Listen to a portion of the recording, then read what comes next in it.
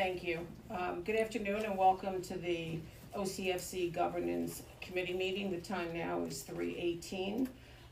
Bill, could you do a roll call, please? Sure. Linda Muller. Here. Giovanni Palladino. Here. Dean Tamburri. Here. Dr. Vincent Odock. Yeah. All right, Jeffrey Christ is absent, so we have one absentee of the 5 members. For staff, myself, Bill Fioravanti, Kelly Riley, Marty Barras, Dylan Burke doing audio-visual, our general counsel, Lino Sciaretta. We have our state monitor, Brian Sandage here, and a guest, a member of the public, Mr. Michael Martin. Okay, thank you very much. Notice of this meeting was properly provided, so thank you very much. Everyone should have had a copy of the minutes from our September 25th meeting. I'd like a motion to approve the minutes as presented. I'll make the motion. Thank you. Second? Second. Thank you, Doctor.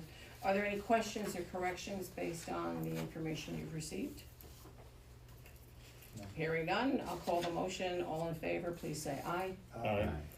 Opposed, abstentions, thank you, motion carries. Old business policies and procedures, I'm gonna be so happy when we don't talk about this anymore. Yes, and you and everyone else, so, in the public. So yeah, we've been, over the last year, we've been working on revising these policies, in part because the chairwoman had asked us to implement a practice she used in her former, the healthcare center that she ran, where you'd have a cover page for every policy. And on that cover page would have statement of the purpose, the principles that go into the policy, the procedures for executing the policy, and how you evaluate the policy. So we've added that cover page and a few other amendments to 7 of the 12 policies we've looked at. I'm gonna go through them quickly. We have the management services agreement between the IDA and the OCFC. We added that new cover page. That's all we did there. For the whistleblower policy, we added the cover page with the effective dates and new sections. Same for the audit services policy, we added the cover page. For the notice policy, we added the cover page and changed the following. After notifying taxing jurisdictions about IDA resolutions via email, we will follow up with certified mail if no email receipt is received within 3 days. Used to be 10 days. So that's a change there. Council felt that should be tighter. Travel policy, we added the cover page there, and as well as language stating that the CEO will set the per diem and lodging rates annually using the U.S. General Services Admin Guidelines. It's also something to work with council on. Our FOIL policy, Freedom of Information Law, added the cover page and changed language to state that the CEO will appoint the records access officer annually. Used to be the COO, we don't have that position right now. And that the record appeal officer will be the IDA General Counsel. And the last policy is the compensation reimbursement and attendance policy. We added the coverage page I described, and we also added unexcused to the quote-unquote unexcused to the following line about board members. Excessive unexcused absences, more than 5 per year, may be reported to the authority's budget office for review. So that's the summary of the amendments to the 7 policies that were sent to the board last week. Thank you.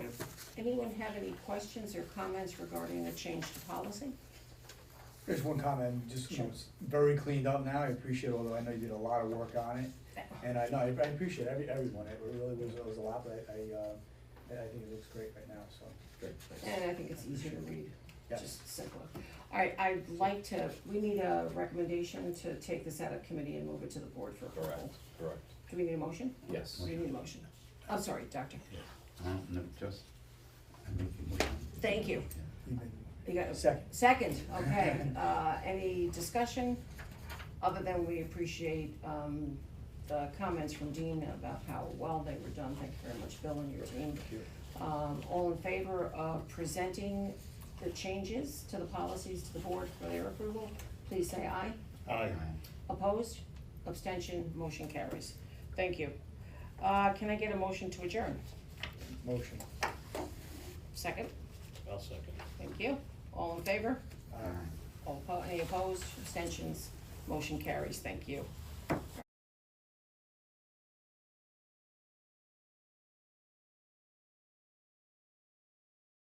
Thank you. Good afternoon and welcome to the OCIDA Governance Committee meeting. The time is now 3:22 in the afternoon. Bill, could you please do a roll call? Sure. Linda Muller. Here. Giovanni Palladino. Here. Dean Tamburri. Here. Dr. Vincent Odock. Yeah. 4 of 5 members here. Jeffrey Christ is excused absence. For staff, myself, Bill Fioravanti, Kelly Riley, Marty Barras, Dylan Burke on the AV, our general counsel, Lino Sciaretta here, our state monitor, Brian Sandage is here, and we have a member of the public that is here as a guest, Michael Martin. Thank you very much. Thank you, Bill. Notice of the meeting was properly provided. Thank you very much. You all should have received a copy of the minutes from September 25th for our IDA Governance Committee meeting. I'd ask for a motion to approve the minutes. I'll make the motion. Thank you. Second? Second. Thank you. Any questions, discussions, or anything else regarding the minutes as they were presented to you? No. All right, I'll call the question. All in favor of accepting the minutes as presented, please say aye. Aye. Opposed, abstentions, thank you, the motion carries. Old business, policies and procedure review. Bill? Yes, if the committee doesn't mind, I won't give the same level of detail, but it's the same Thank you. seven, Correct. same seven Appreciate policies it. that apply to IDA and OCFC. The management services agreement, whistleblower policy, audit services policy, notice policy, travel policy, FOIL policy, and the compensation reimbursement and attendance policy. In our prior meeting, I explained all of the specific changes to them, including a cover page that had specific sections for policy procedures, evaluation, etc. So they're here for your approval. Okay, thank you very much. I will need a motion to recommend that the policy be approved at the board level. So can I get a motion for that? Motion. Thank you, Dean. Second? I'll second. Thank you, Giovanni. Any questions, comments, or concerns? There shouldn't be. You didn't have any last time, so we should be good this time. I'll call the question. All in favor of moving the policies to the board for their approval, please say aye. Aye. Opposed, abstentions, motion carries. Bylaws. Bylaws, so we updated our OCFC bylaws in this committee a few months ago, specifically related primarily to add some verbiage around an ethics officer, which was the suggestion from Anshin, the monitor, so we did add that. We added that language for OCFC and we finalized those bylaws. For OCIDA, we wanted to do the same, but we also wanted to make some revisions. Frankly, bring back some old language about a chief operating officer position and a CFO, a chief financial officer position. Right now, the CFO is not internal, but we have an external CFO who, we'll see in Finance Committee and Shannon Manisi from RBT CPAs. And a COO, we wanted to keep an option open to be able to appoint someone. And we did change it where the CFO can be external and that the CEO can appoint those positions, whereas it was by the board before. So those are the changes to the bylaws, including the verbiage about the ethics officer. And there were a couple more changes, but nothing significant. Right. Okay, everyone had an opportunity to review the changes to the bylaws? Yes. And we will be reviewing these on a yearly basis to make sure that they're compliant. So I need a motion to approve the changes to the bylaws. I'll make the motion. Thank you, Giovanni. Second. Pick one. Second. Second. Okay, Dean, thank you. Any further discussion on the changes to the bylaws? I hear none, so I'll call the question. All in favor of recommending that the changes to the bylaws be approved by the board of directors? All in favor say aye. Aye. Opposed? Any abstentions? Motion carries. Thank you. And the jobs deficit report? Yes, so just a little background. This is something we've been working with the monitor on for several months, where in doing their tracking, just identified basically where there were shortfalls from job creation, job retention goals. They included that in their last report to the Inspector General's office, and in that report, we had said that we were aiming for this month to bring this to governance, to bring it to your attention. We probably would have done earlier, but it's been a crazy time, as you know. We've canceled some governance committee meetings. So unfortunately, our state senator did stage a press conference a couple days ago in order to try and highlight this, knowing, I would assume he knew, that we are going to be examining this and that we've done a lot of research talking to all these companies and finding out supporting information about it. So unfortunately, there was some news out there and I had to respond to it, but I'm happy to make sure we go through this item by item, and we're gonna talk about any areas where maybe a project is out of compliance or close to that. Want to be able to share all the detail with you, have you ask me any questions. I'll go back and get any further information that you want me to get, or any other questions that we need to answer. And then frankly, our intention is to work with our council and getting their recommendation as to how we proceed. Actually, recapture, we want to be careful about what we talk about in terms of legal proceedings like recapturing here. So we'll discuss with council after we see where we are on this list. So I have a question. Are any of Yeah, these, I don't think any of these projects are projects that, as a new board, we've approved, right? Or are there? it seemed they seemed to predate us. No, Okay, just wanna- we have not approved any of these. I just wanna make sure that we understand that for the record, that it wasn't the new board that. And I'd also like for the record, that many of these projects happened prior to Bill's appointment as the CEO of the IDA. Yes. Absolutely. Sorry, the old guard. Yes, this, absolutely. Or do you wanna look at this right now? You have a copy? Yeah, which, okay. I may take it back for a couple other board members, so. This is job creation. I had to kind of paste a couple pieces of Got paper it. together, so understand that.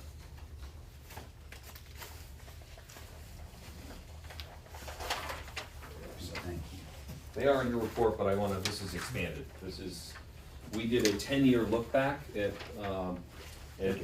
Paris reporting. Because understand that the Paris report is just a snapshot. How many employees do you have at this point in time? And it doesn't tell the whole story about what the project created, over time. Let me do a couple more here. Job retention as well. Job retention. Sure. Yep. Pass it down. There you go. Thank you.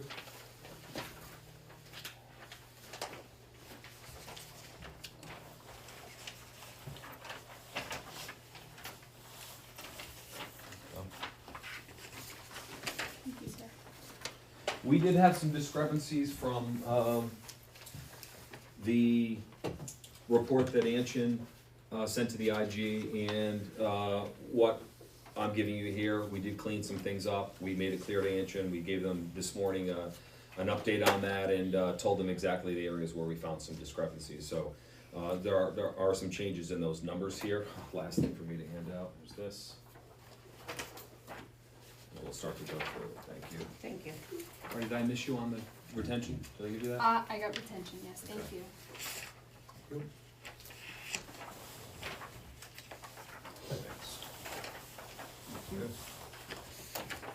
All right, and I'm gonna go item by item, if that's okay, go through all of these. Yep. Really focusing on the job creation piece. That's where Which one are you most of it- starting with? So we're gonna go right to the top, BDL LLC. That is USAI Lighting in the town of New Windsor. I spoke with the CFO there and their controller. You'll see, again, let me explain this graph, what this table shows. First of all, it's the name of the project. It says what year the pilot or the benefits expire. So whenever you see a year, that's when they expire. If it's in bold, it already expired. If the year is in bold, it already expired or is set to expire. Then we have project ends. That is when we consider the construction project completed. And that's when the grace period starts. We give 3 years for you to create the jobs that you commit to over that time. So the project ends means when the project construction was completed, and then the grace period is 3 years after that. And then the next column is jobs at the time of application. On their application, what did they commit to? Then we enter into the Paris reporting system. Sometimes the number entered there does not match the application. If it doesn't match, the number under the Paris column is in red, so you see that. And then we have the FTE to be created on the application. So how many jobs did they have when they applied currently? And then how many jobs are they claiming or committing to create in that time? So the dark blue column with the white total with the white font, total FTE goal, that's from the application, adding their existing employees at the time of application, plus their pledge to create, that's the number. So that bold column, those bold numbers are really the measuring stick for the most part. Going to the right, if you see anything in gray, any of those boxes that are shaded, they are either before the project began or before the grace period expired. So although in some cases, some projects hit their goal already in that time, it's not official until the grace period expired, so you see that. Also in those numbers, and again, this is Paris reporting from 2014 up to last year, 2024. These are the job totals reported. There could be some errors in entry, entering those figures, because we do have some claims from projects saying that the numbers are not correct. But I did not update any of these numbers, even if the applicant told me that the numbers are wrong. Just like the Paris report, you cannot change a number once it's in there. So just like those numbers in red towards the left that weren't the same, don't match the application, they cannot be changed. So that is one of the challenges. So we're not changing them. So these numbers are what are reported, but I'm going to give you any changed numbers. If they're in green, bold, the numbers, then that means that the project in that year met or exceeded the job creation or retention goals. If it's in black, bold, then it means that it was generally within 10% of what that goal was. If it's red, then it did not meet the number, according to the Paris report. So let me go through here. USAID Lighting in town of New Windsor, they actually exceeded their job goal by 10 in 2019. They were within 10.6% of goal for 2020, 21, 22, and 23. They told us the 2016 figure of 46 is erroneous. It should be 175. They said that was the construction jobs is what they put in there. Their current headcount is 206. They did explain that they experienced attrition through COVID and have struggled to replace several workers. They experienced a downturn in sales in the last 2 years, but they're still actively seeking new hires. They're actually having trouble recruiting people. They recently added 3 to 4 new engineering positions. So you do see that they hit the number at one point and they were within 10% for several years. They've had a recent downturn, though they are looking to go to increase from there. I'll keep moving, but I will stop for any questions you have. I just have a quick question. Yeah. So just because it shows that they're under that number, it doesn't mean that they're not hiring. It could be that they just can't fill the positions. Correct. All right, I just want to clarify that. Correct. The next is the Blooming Grove Hotel, Clear Key LLC. That's the Sleep Inn in South Blooming Grove on 208. I have a typo right in here, I'm sorry. It was sold and we assigned or transferred the IDA benefits to the new owner, and that was in 2020. Sorry for my typo there. First of all, they refute that 6 existing jobs were in the application to be retained. It's a brand new hotel, so I'm not sure what those 6 jobs are as well. I know it was a family that owned the property and they developed it. Maybe they were claiming every family member or something like that. So they really feel their commitment is for the 17 new jobs, but in total it's 23 with those 6. Let's see, they claim the Paris records for 2022 and 23 are inaccurate.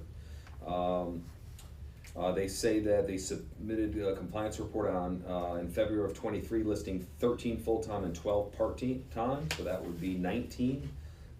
They count at 25, but we consider that 19 FTE. The 0 figure currently in the board's packet appears to be a clerical error, so they say, as it directly contradicts the signed affidavit they provided.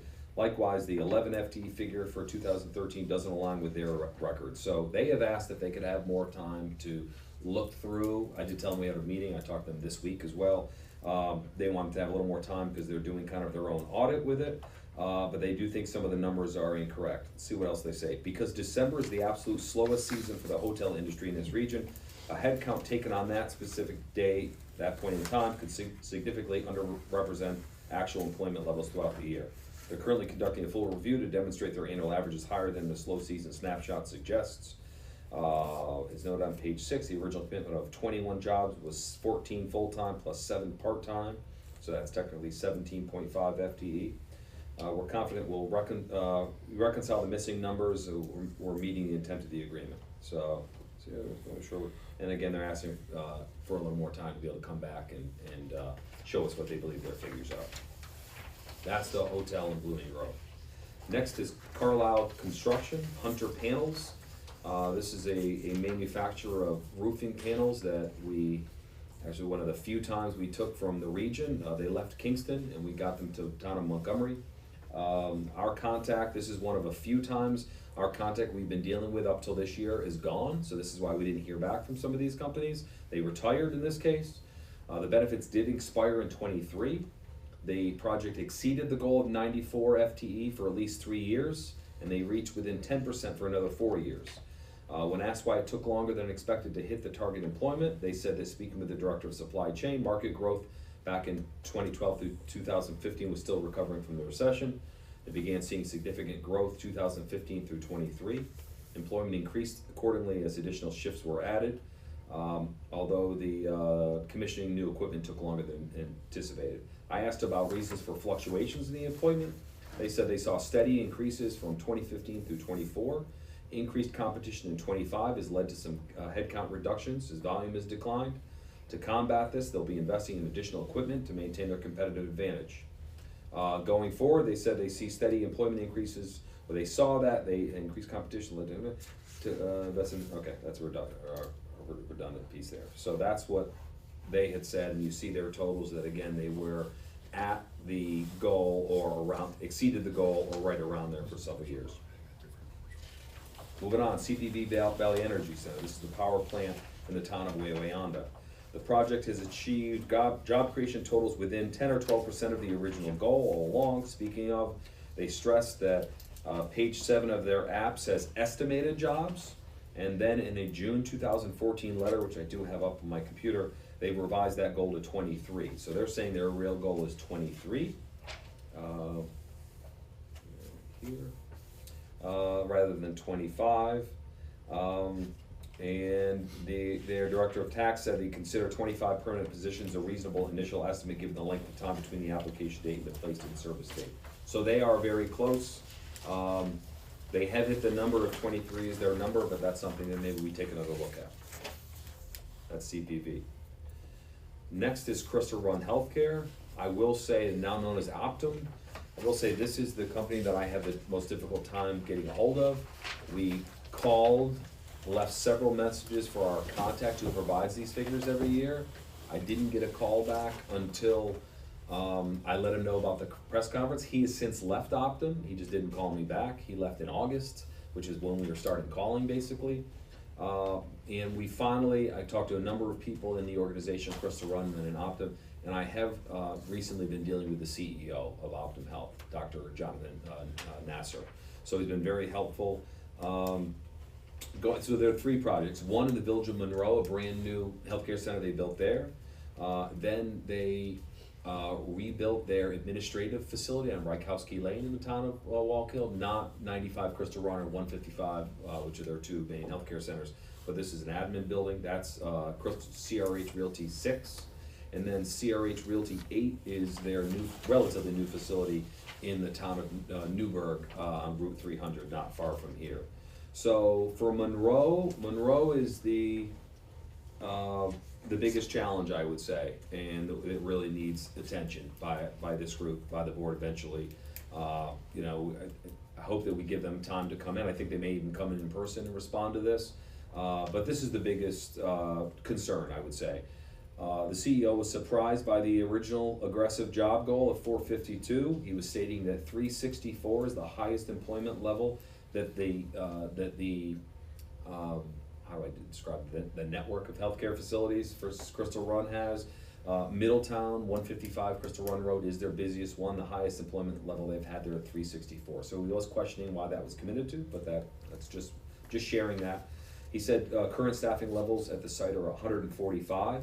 Several factors have affected their ability to create and maintain staff, including a reduction in available physicians, the downturn in fiscal challenges of local hospitals in recent years, the role of remote work, and the transition of the company through the sale. Their staff and legal counsel are involved in this now, and they're reviewing their reports to the IDA and their own records to verify the accuracy of what was reported, and they're going to come back to us. These benefits for this project expire at the end of 2026, so they're at the end of next year. So I would say that's, of this entire list, this one's the most concerning.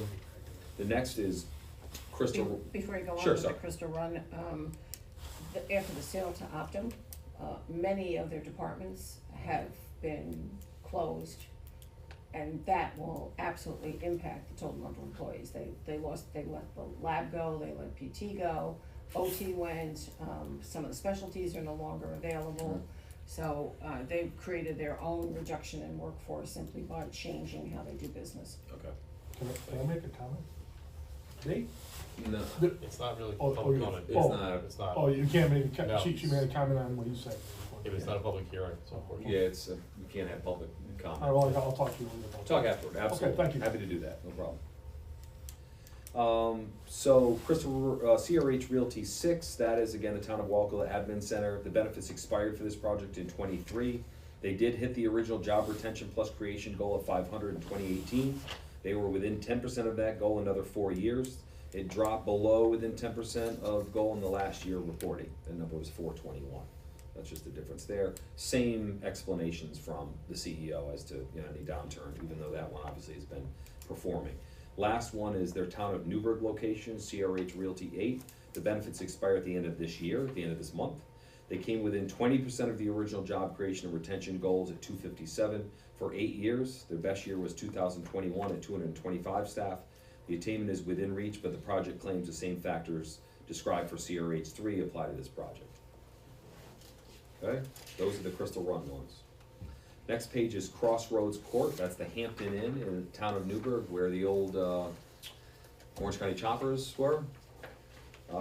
This was also sold a few years ago, and I believe this board, this administration has approved the assignment or the transfer of those benefits. So they hit their original job creation goal of 30 for 4 years, with the highest count being 50 in 2022. They added the following: we own the Hampton Inn Woodbury, which is located in Central Valley. There are some efficiencies in owning the two similar assets, and the reporting time when, also the reporting time is, okay. There are some efficiencies, so they share staff is what they were describing between the two facilities, and that contributes to the number being lower. They also said that when they report to the IDA, typically it's when their head count is at its lowest. That was also said by the first hotel we mentioned. They have 2 employees in the Woodbury payroll who also work at Newburgh as a night auditor and breakfast attendant, basically what they said in the first paragraph. And they also wanted to add that they use many local vendors on various projects at the property, including paving solutions from Monroe, United Air Conditioning, refrigeration and plumbing based in Newburgh, and many more. They wanted to add that. That's Crossroads Court. Next one is Hudson Transit Lines, Coach USA, the bus service based out of Chester. The benefits for this project expired in 2023.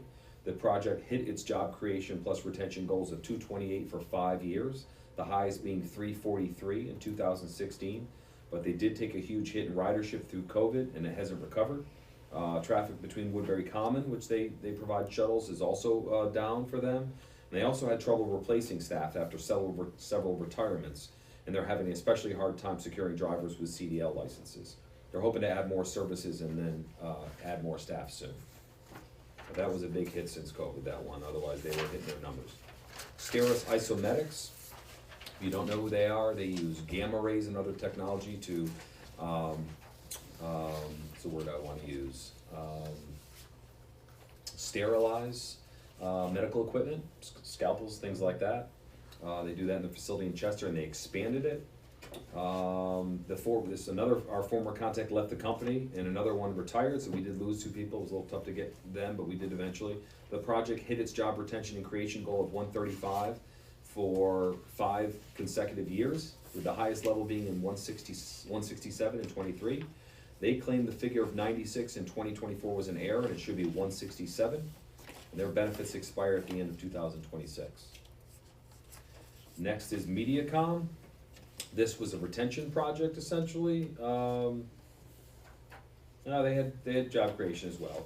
Retention and creation. They were retaining 250 employees and adding 150 jobs with the new headquarters and call center that they built in South Blooming Grove. You can kind of see it off the highway in 17 when you're going down that way. The project was never able to fully reach their original job creation retention goal of 400, though they were within 9.2% for 10 years.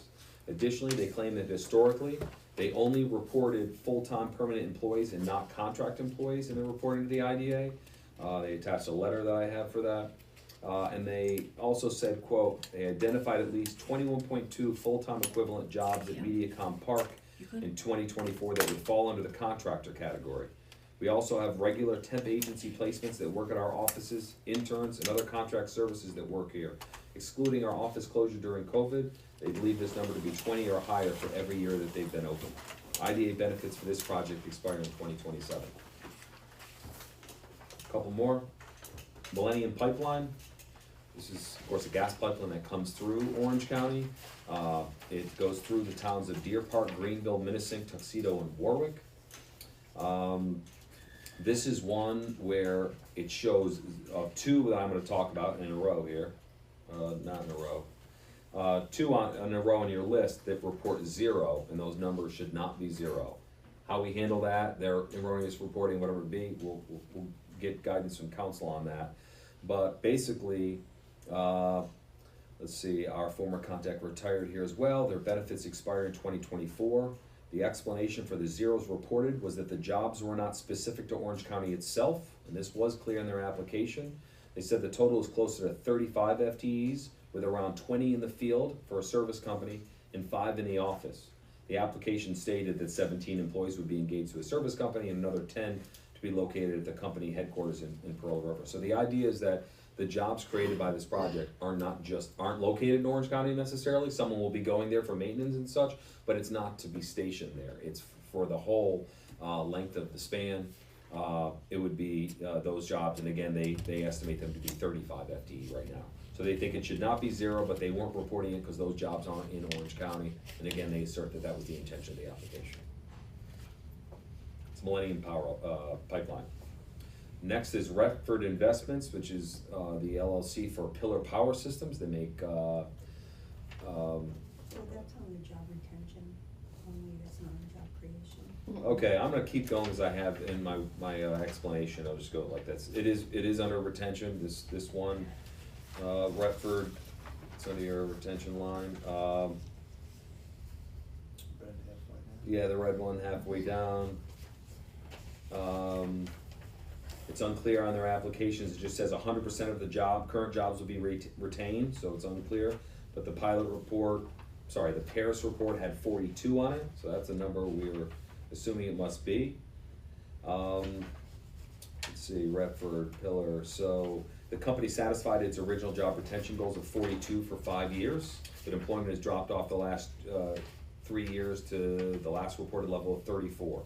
The control, I'm working with the control on this, he's doing more research and we'll get back to it soon.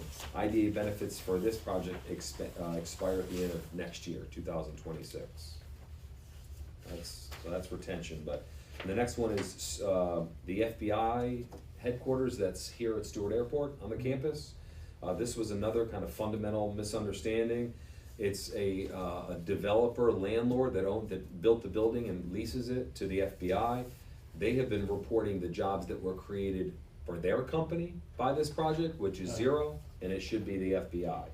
So, let's see, they've confirmed that the FBI group at Stewart Airport currently has employment levels of 110 total, 82 full-time and 28 part-time. The controller is working with the developer to give us this staffing levels for the last 10 years so we can see exactly what it was. But I know every day I go by it, that parking lot has been full. That building is completely full. Even larger numbers than we anticipated, so 110 total people there. What's that, 96 FTE is what they're saying is the current total right now. Well over the goal of 30. All right, last 3 here, last page. Montefiore St. Luke's Hospital. This is a retention goal. Our retention goal for this project was 1405. The hospital believes their employment numbers were underreported to the IDA.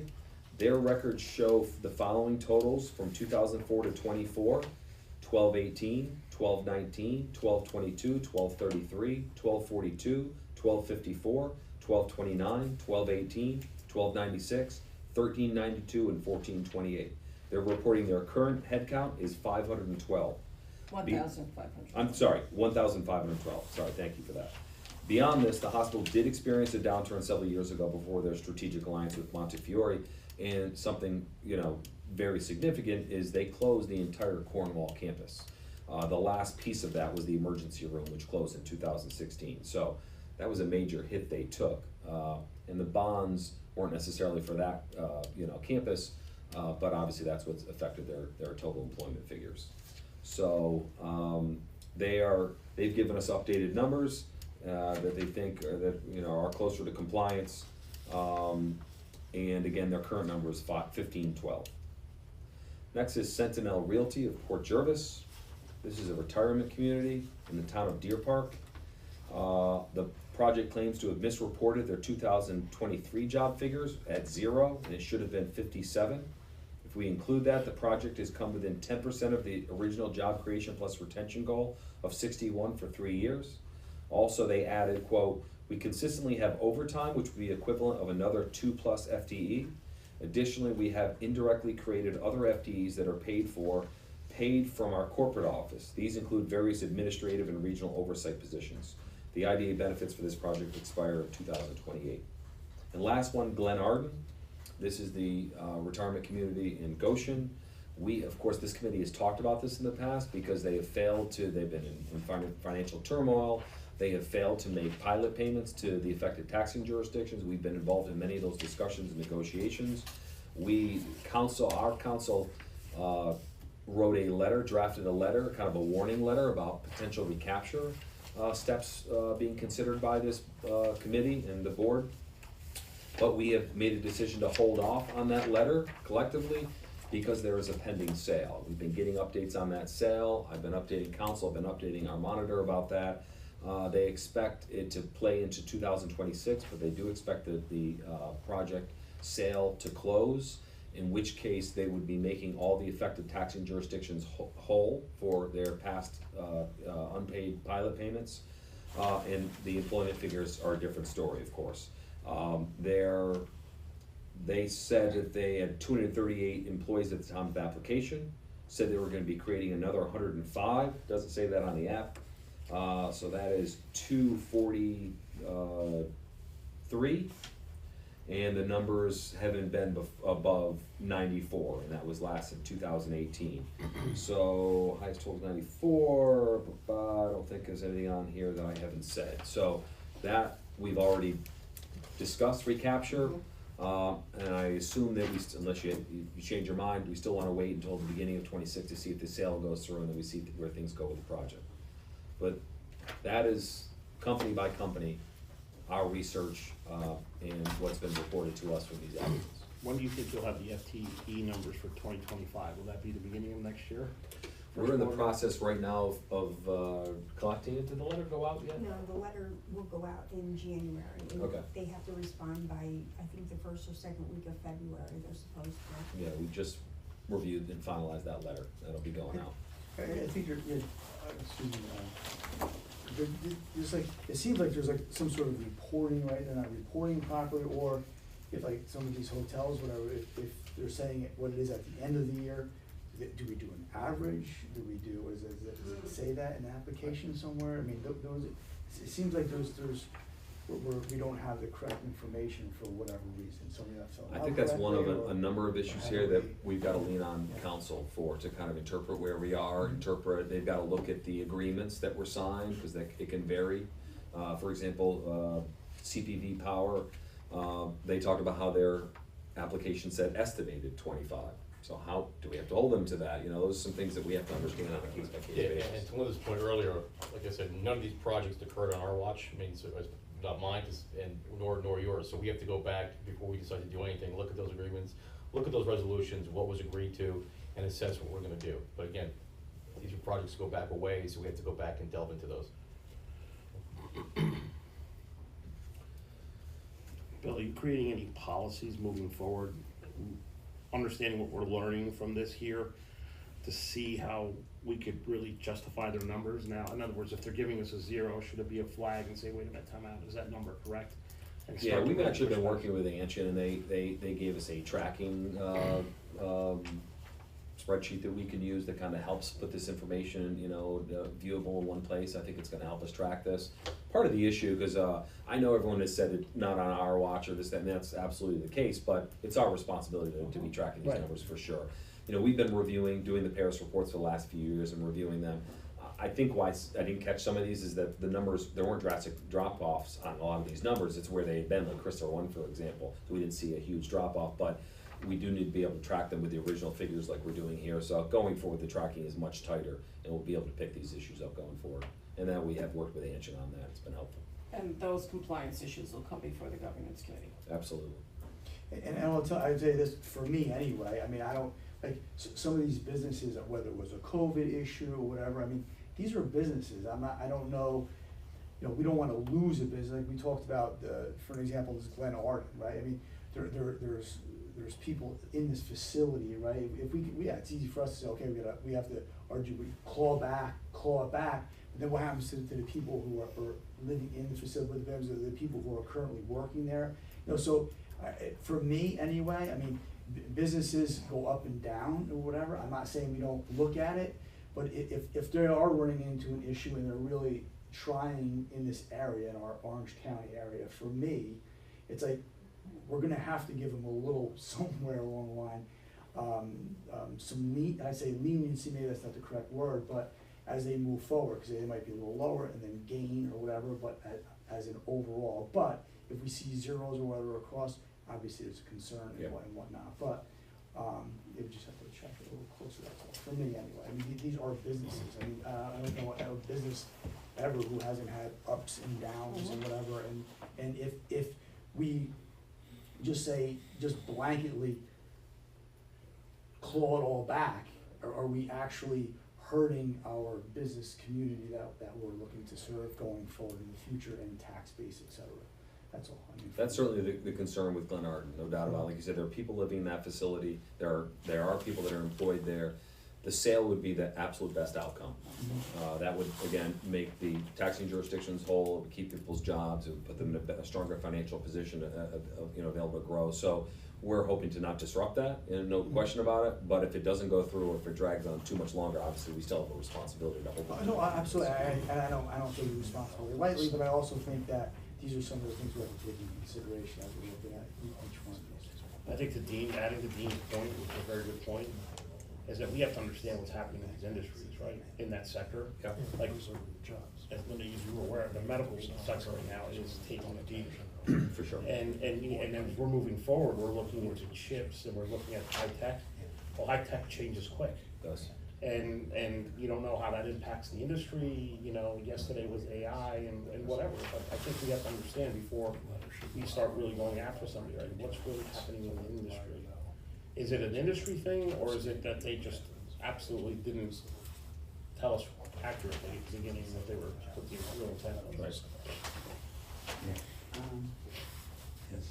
Do we, in any capacity, have advisory concept, or some type of warning for some of these organizations?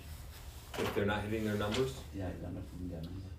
I don't think we have a set policy for that right now, but that's something that council just left, but, I do wanna lean on them for some guidance on, how we handle that, what, do we need to develop a policy where it's spelled out exactly how we, exactly what steps we take? Is it everything on a case-by-case basis? So that's what I am looking for our council to guide us on, exactly. I think one of the biggest problems is, it's perfect storm kind of thing. You had 2.5 years of COVID, unemployment that was opened and no one was really looking to have to get a job. And now we're in a new position trying to rebuild the workforce. And that's one issue. As Giovanni said and Dean said, the industries are changing. I mean, you don't have very many private physician offices anymore, and the big ones are being sold. They're not independent. Christopher One Healthcare is now part of Optum. You're gonna see that more often. Garnet is no longer independent. They're going to be part of Montefiore. So when you look at those efficiencies that are being built in, you're not gonna need 2 or 3 CEOs, you're not gonna need 2 or 3 CFOs, you're not gonna need, and the bottom line is, these are for-profit organizations. There are shareholders that they're gonna be responsible to, and I think we need to be cognizant of that. But to the point about having a policy, I think we really could, and that could be at the time of application, based on council's recommendations, so that people don't really understand. Pie in the sky is no good, realistic numbers are great, keep the lines of communications open, should those numbers not be met. For sure. So my intended next steps will be to get any information we want, that we still need. Somebody said that they come back and verify the numbers, so we'll keep doing that. I'm gonna discuss all of this with council, and again, on a case-by-case basis, to determine really what their feeling is about what we can do, and then I'll be looking to come back to governance, either at the very next meeting or the meeting after that, depending upon what council tells us, for sure. And then at some point, again, I'll look for his guidance, I think we should bring this to the full board. So I'm gonna send this report to the full board, so they have everything, including these explanations. But at some point, I see this matter coming before the board, so for some reason, even if it's just reported. So we don't have anything that we need to formally bring to the board tonight? No. Okay. No, this is I just. think it would be for helpful governance, too, I understand that what's in the record is in the record, and then our attorney has to figure that out. But it wouldn't hurt if the board saw what a revised sheet would really look like, even though it's unofficial. Right. And it doesn't mean anything, but internally for us to say, all right, what's the real number? I think that would be very helpful, and you guys tell me if you're wrong, if I'm No, I wrong. think you're right. Absolutely. And Okay. then, you know. And certainly, you know, that will get out in public, and so the public will need to see, they should see They should. what the right numbers are instead of Yeah. the numbers that are not right. And why the reporting was. Yeah, Who knows? absolutely. But bottom line, I do wanna say that starting this year, 2025, the IDA had 39 active projects. That means projects that are still receiving. Obviously, we've had hundreds of projects that are still receiving a pilot, whatever it might be. And after review, assuming their numbers are correct, what some of these projects gave to us, only a handful never met their full goal, and I think it was about 3 that never made it within 10%. So, most of them, for sure, met their goal at some point. Maintaining it was the challenge. There are fluctuations due to sectors, et cetera, so. But the real story is that, you know, only a handful are really, have any compliance issues at all. And we're talking about, listen, again, very serious issue that they haven't met their goals, however, we're also discussing how many jobs they've actually created with the incentives that they've had throughout, and Sure. people that have taken advantage of that as well. Mhm. And you see help wanted signs all over the place, and hopefully we'll get all this rectified. The other Sure. piece that would be of interest, at least to me, is how many open jobs are there that are not filled and that Right. they're attempting to fill? That's a So great point. that's Good point. really important to know. It would be good to understand if it's because they're not filling the positions or they just You can't. can't fill them, there's a big Correct. difference between the two. And again, to your point, which is a great point, is that if you went on one of their websites or something, you said, you can see it, you went out to the workforce development, you see that they've been listed for years looking for employees, that would make a big difference in Absolutely. what we're doing as well. Okay, great. So- We don't need anything. Yeah, just while Lino's back, really what we left it is, I'm gonna wait to get any other revised numbers or Mhm. any other supporting documentation from the projects, sharing this with you obviously right away with your team. I'd like to go over it with you on a case-by-case basis, and then we'll bring it back to this committee based on the timing that you tell us. Yep, we'll do that. Based on what we'll do, okay? So that's our next step, is confer with council on all this, and I'll come back to the committee. Okay. Okay? We have no other further business that needs to be conducted through this committee, so I'll entertain a motion to adjourn. I'll make the motion. Second? Thank you, Doctor. All in favor? Aye. Thank you. Thank you. This meeting is called. Appreciate it.